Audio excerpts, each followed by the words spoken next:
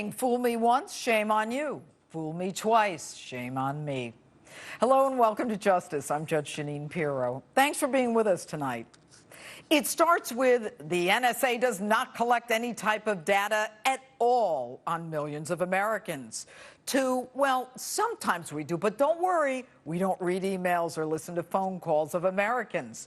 To, we do, but only if there is a reasonable connection to terrorism. We respect the privacy of all Americans. Everything is supervised by the Foreign Intelligence Surveillance Court. But if accidentally or incidentally collected, the agency follows, quote, minimization procedures that are approved by the United States Attorney General designed to protect the privacy of United States persons.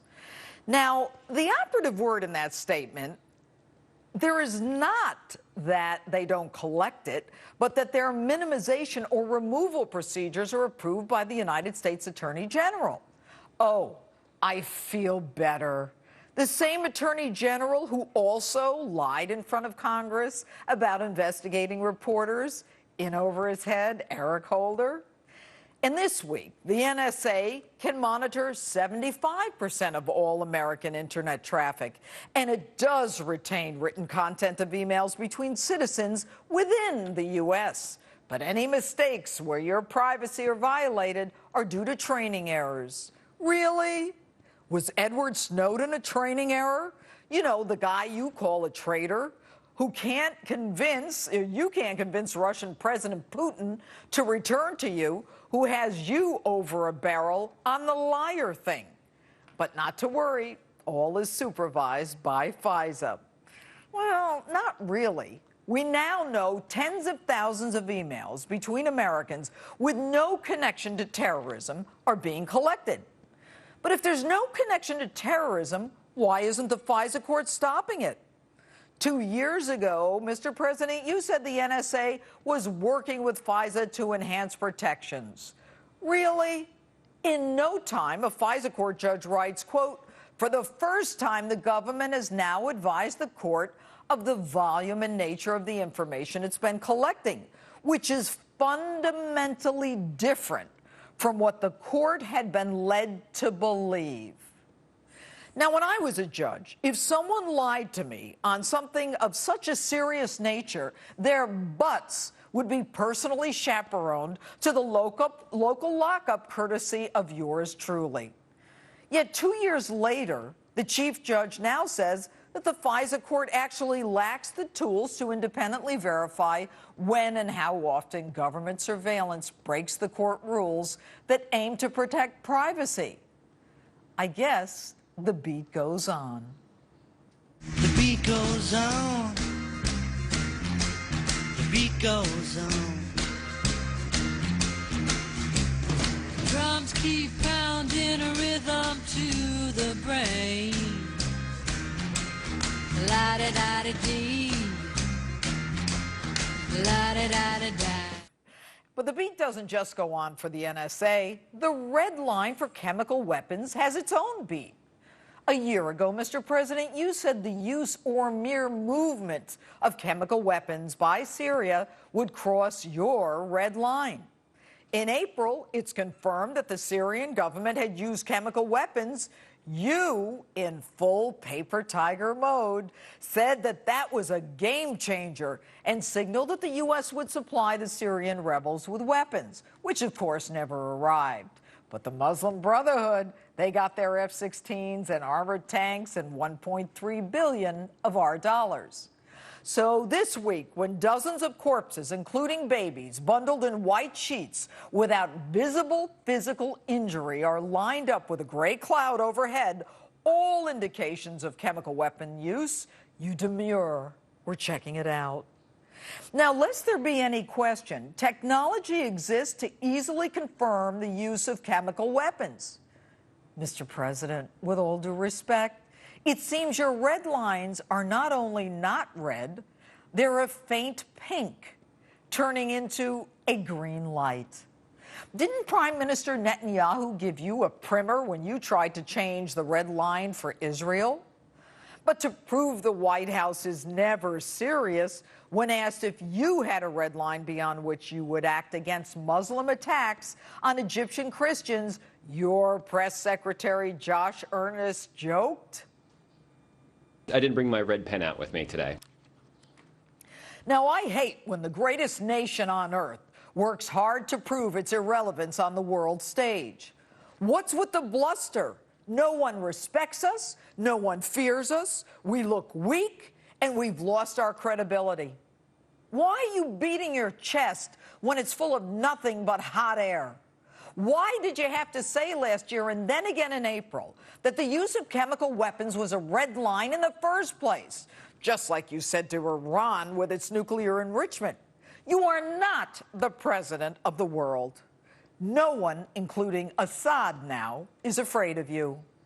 And I love that your newly confirmed U.S. ambassador to the UN is on vacation.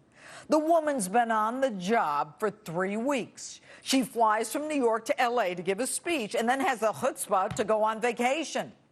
And I don't want to hear that it was long scheduled. Cancel it and do your job. But then again, that's not the Obama way. The learned Lois Lerner's been on vacation all summer after denying and then lying and then pleading the fifth. I plead the fifth. I plead the fifth. 5, 1, 2, 3, 4, 5. And this week, the State Department clears 4 employees suspended for the lax security leading up to the terrorist attack a year ago in Benghazi.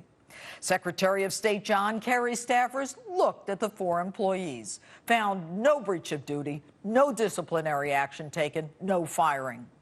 How is it that these halfwits, after 29 systemic failures, 2 bombings, and emergency cables from an ambassador, are not held accountable? And when asked why, the State Department issued this statement.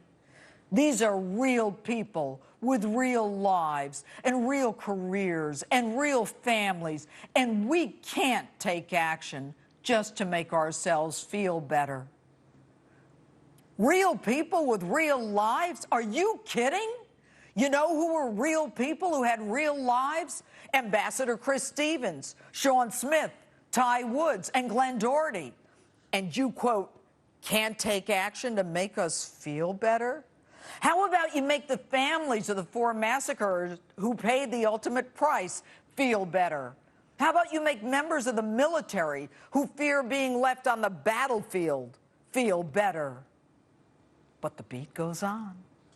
And this week, we find out that Muslim cleric Anwar al-Awlaki was released from custody at JFK Airport in 2002, despite an active warrant for his arrest by the FBI. You know that crack agency, the one that missed the Boston bombers? And thanks to the FBI then, al-Awlaki therefore was able to be in contact with Major Nidal Hassan. You know him, the Fort Hood shooter with jihad on his business card, who President Obama thinks committed workplace violence when he killed 13 and injured 30 while yelling Allahu Akbar. And here's the president yesterday. Now, here's the challenge. At the time when higher education has never been more important, at a time when that's never been more important, college has never been more expensive. Really? You're worried about college? You think college is more important than jobs? What's important is Americans being able to put food on their tables. The reason there are so many defaults in student loans, which, by the way, just adds to that deficit, is because there are no jobs.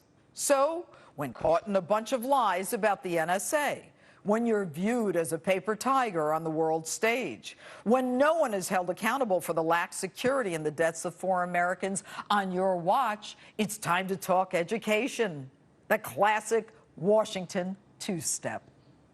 I love to dance a little side step. Now they see me, now they don't. I've come and gone.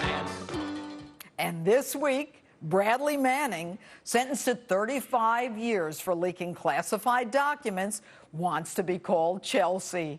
And he wants a sex change to go along with his new name. But the beat goes on around the nation, not just in Washington. San Diego Mayor Filner up to victim number 17. Former New York Governor Eliot Spitzer of client number 9 fame, who dances horizontally with his socks on, running for office. And the Wiener Man, Anthony Weiner, you know, the one who texts pictures of himself at full attention. I don't even want to think about what beat is going on with him. And tonight, the latest on the shocking deaths of a 22-year-old in Oklahoma and a World War II vet in Washington. And could you be one of the thousands to lose insurance as companies dump spouses because of Obamacare? And make sure to vote in tonight's Insta poll. For all you superhero movie fans out there, do you think Ben Affleck was a good choice as the next Batman actor? Facebook or tweet me at Judge Jeanine. Let me know what you think. Stick around. We'll read your answers later in the show.